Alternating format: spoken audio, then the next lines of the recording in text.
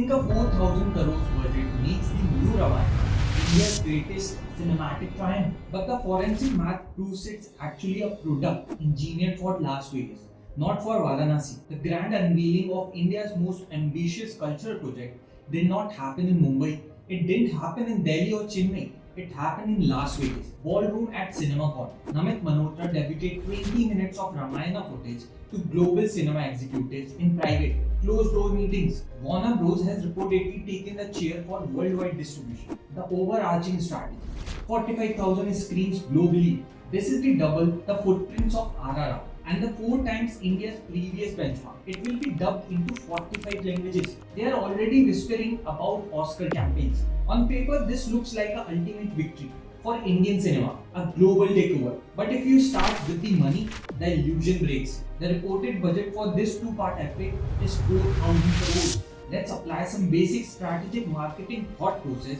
to that number. India's highest grossing film of all time is Dangal.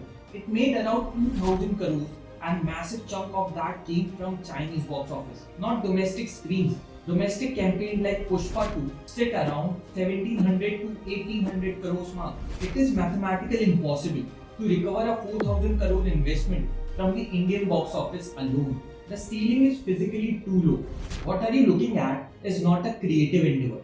It is a textbook case of cultural arbitrage. Cultural arbitrage is like taking a deeply specific indigenous spice from a grandmother kitchen, bleaching the flavor out of it so it doesn't upset foreign stomach, and selling it at 500% markup in Western supermarket. You are leveraging a native emotional asset to capture premium global valuation. Because of that 4,000 crores price tag, Namit Malhotra had to make one foundational decision. Before a single costume was staged or a single set was built, this film must conquer the West, and that financial mandate dictate the entire concept and direction of the project. A film of this scale cannot afford to alienate casual viewers in Ohio or London. This answers the core question of our autopsy. Who is this Ramayana being made for?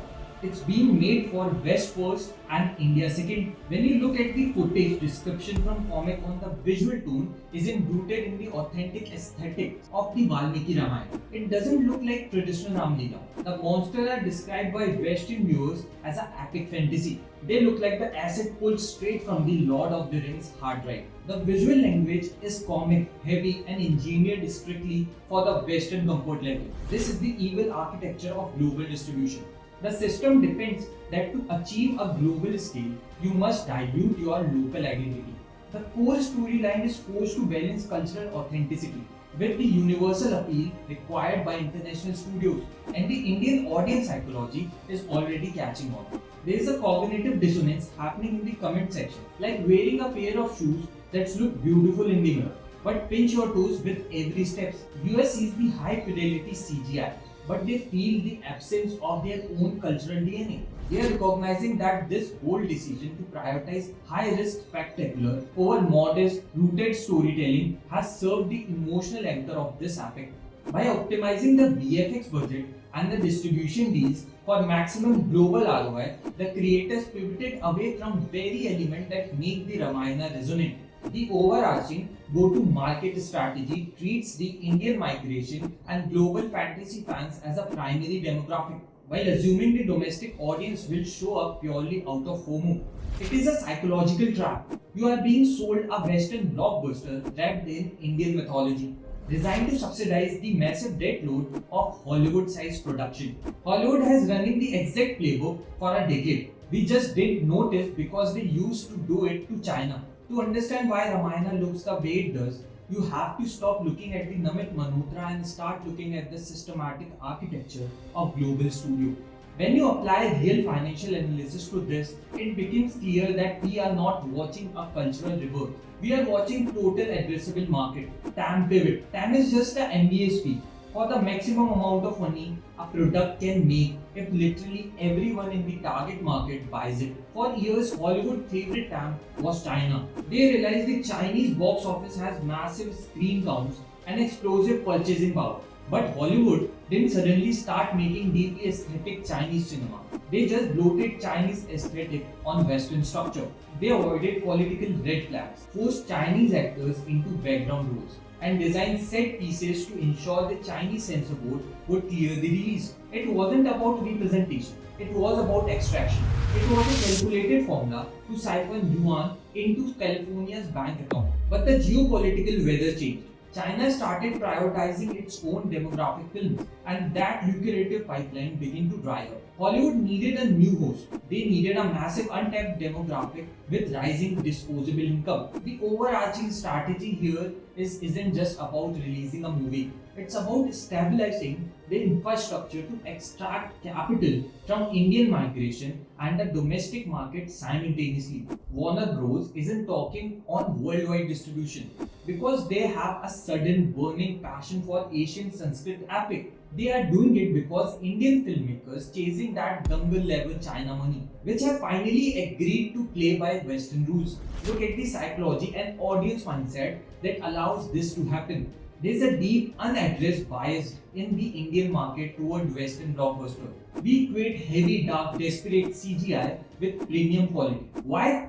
Because the industry has trained us to. We have been spoon-feed Marvel and DC for a long that our own baseline for what an epic looks like has been overwritten by Hollywood rendering. This is where the psychological trap snaps shut. The filmmakers tap into your devotion and your family's value to guarantee your ticket purchase. But they design the visual spectacle entirely for an executive sitting in the Las Vegas ballroom. They are banking on the fact that your cultural pride will blind you to the fact that you are consuming a sterilized export-friendly product. This creates a tragic paradox in the film global reach strategy. By pushing for a 45,000 screens internationally, release and dubbing it into 45 languages, the core identity of the film get pushed aside. It suggests that Ramayana only became significant, only became real cinema when it received a standing ovation from white critics at CinemaCon. It is the ultimate illusion of choice. You think you are getting an Indian epic, but you are actually buying a Warner Brothers fantasy asset wearing an Indian mask. Think about the work ethic and team dynamics required to pull this off. Thousands of VFX artists, technicians, and designers work for hours not to innovate on traditional Indian storytelling, but to meticulously recreate the atmospheric lighting of Lord of the Rings. We are paying a premium $500 million to copy a homework assignment Hollywood completed 20 years ago. And the saddest part, other countries have already proven you don't need to bend the knee to win the global box office. You aren't crazy for thinking this feels wrong. You aren't just being a purist. Japan and China just mathematically prove that bending to Western aesthetic is actually bad for business. If the defense from Namit Malhotra 4,000 crores rupees gamble in that you have to westernize to win the West, the data says otherwise. What we are witnessing is the abandonment of the authenticity premium. The authenticity premium is a financial multiplier. It's what happens when a cultural product is so aggressively native, so unapologetically local, that foreign markets buys it simply to experience the sheer unfiltered novelty of it. It is a realization that people don't want a diluted version of their own culture reflected back at them. They want a window into yours. Look at the Black Myth Wukong, a Chinese video game built entirely around the mythology of Sun Wukong. It didn't compromise from Western audience. It didn't soften the lore or swap out Chinese architectural aesthetics for generic European castles. It stayed violently rooted in its tradition. The result? Over 20 million copies sold and $1 billion in revenue. Most of the people who bought that game in Ohio or London had zero personal connection to Sun Wukong. They didn't know the mythology, but they bought it because people respond to honesty. When your passion and cultural pride are visible, it creates a gravitational pull.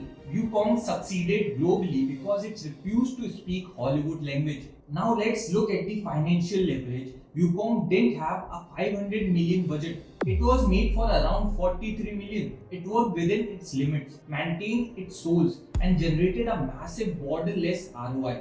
Japan executed the exact same playbook.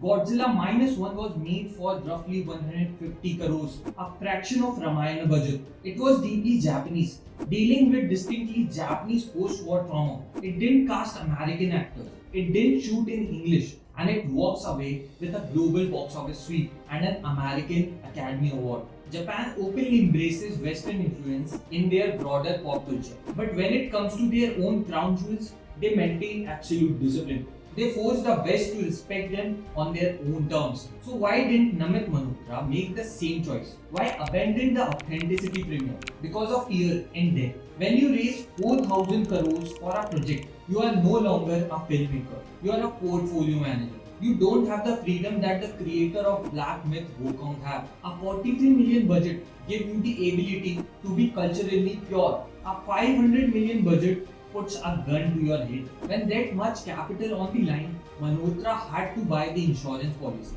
And in global cinema, the ultimate insurance policy is matching Western comfort level. You strip away the vibrant, complex aesthetics of traditional Ramlila because an executive at Warner Brothers thinks it might confuse American viewers. This is the Russian doll of our autopsy. The surface level problem is that the movie looks too Western. You open that up and you find a systematic Hollywood extraction playbook. But the deepest layer, the ugliest truth, is the budget itself. The 4,000 crore price tag wasn't a tool to evaluate Indian culture. It was the exact mechanism that forced its dilution. The money is the poison. But here's the most cynical part of its entire operation. They know the Indian middle class is physically incapable for paying this bill. We talked about how a 4,000 crore budget forces a filmmaker to adopt a Hollywood aesthetic. But why do they need Western money in the first place? Why can't a country of 1.4 billion people fund its own epics? The answer is physical infrastructure. It's a concept called the capacity bottleneck. The capacity bottleneck is like building a 100,000 seat stadium, but the city only allows you to build 2 exit doors. It doesn't matter how many people want to come inside. The physical architecture strictly limits your maximum revenue per hour. India has an incredibly low screen density. We have roughly 9,000 to 10,000 active cinema screens for 1.4 billion people. The United States has about 40,000 screens for quarter of the population. China has over 80,000. So even if every single theatre in India is sold out for a month straight, the mathematics of ticket prices and screen count simply hit a concrete wall. The physical pipe cannot carry enough water to fill a 4,000 crores budget. Because of this capacity bottleneck, Indian studios are forced to seek out international distribution deals to survive. And this brings us to the ultimate illusion of choice in modern media. When you go to the theatre to watch Ramayana, you think you are supporting homegrown Indian cinema. You feel a sense of cultural pride. But look at the parent conglomerate orchestrating. Warner Bros. Discovery is reportedly handling the worldwide distribution. You aren't choosing to elevate Indian culture. You are buying a product where the international toll booth is owned by an American media. They control the release date, they control the international marketing, and they dictate the visual terms required to place the film in multiplex in Chicago. This mindset is spreading like a virus throughout the industry. We are seeing major actors like Yash openly discussing how to engineer projects for US revenue potential. The goal and the milestones for Indian blockbusters are no longer measured by how deeply they resonate the culture, but by their occupancy rate in North America. And the PR machinery knows exactly how to manipulate you into accepting this. Look at the viewers' engagement tactic. They don't launch the film with a massive localized event in Ayodhya or Varanasi. They launched it at Comic Con and CinemaCon in Las Vegas. Why? Because they're using a psychological trigger. Validation by proxy. Validation of proxy is when someone convinces you that your own property is valuable only because a rich neighbor offered to buy it. The marketing strategy is designed to make the Indian audience feel grateful that the West is finally noticing us. We are being trained to celebrate our own commodification. We cheer when foreign executives gives our cultural epic a standing ovation, completely ignoring that the fact that the epic was mathematically altered to make sure they didn't get bored. This creates a terrifying paradox. In our desperation to show India to the world, the overarching strategy suggests that India on its own is simply not enough. We haven't seen the final cut yet, but the map tells us the ending before the movies even begin. Let's talk about the final defense the PR machinery will use for this 4,000 crores gamble, the technology. In the coming months, you are going to see a flood of articles talking about cutting edge AI VFX, state of the art motion capture, and how the teams push the boundaries of global filmmaking. They will sell you the innovation, but what you are actually looking at is tech demo syndrome. Tech demo syndrome is like buying a $500,000 hypercar just to rev the engine in your driveway, but you never actually put it on the track. You have the most expensive part in the world, but no real destination. When you substitute emotional storytelling with immersive format and rendering software, you aren't making a movie anymore.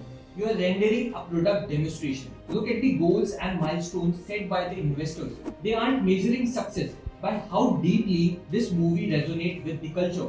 They are measuring it against the record books. They are chasing the highest global opening weekend. They are playing for an Oscar campaign. They are trying to position this as a scalable asset, something with franchise potential that can be milked for sequels and spin-offs. But this is where the strategy begins to cannibalize itself. To hit those massive box office numbers, the studio has to rely on aggressive viewers engagement tactics. They will use AR filters, hashtag challenges, and carefully staggered trailer drops. It is all designed to manufacture hype, but manufacturing hype is fragile.